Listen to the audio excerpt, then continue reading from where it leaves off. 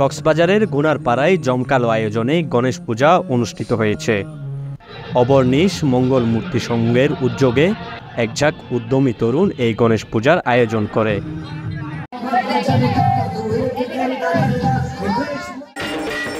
সকাল থেকে নানাবিধ উপচারের মাধ্যমে বিঘ্নহর্তা গণেশের বন্দনায় মেতে ওঠে পুণ্যার্থীরা।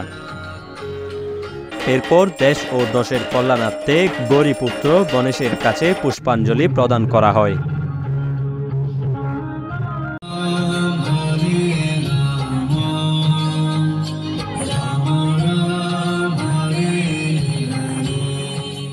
সন্ধ্যায় সন্ধ্যারতির মাধ্যমে গণেশ বন্দনায় মেতে ওঠে পুণ্যার্থীরা।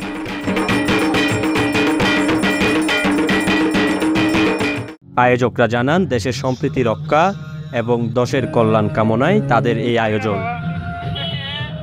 সন্ধ্যা থেকে পুণ্যার্থীদের ভিড়ে উৎসব প্রাঙ্গণ মুখরিত হয়ে থাকে। রবিবার বিসর্জনের মাধ্যমে শেষ হবে Ganesh Puja. News desk, CCN।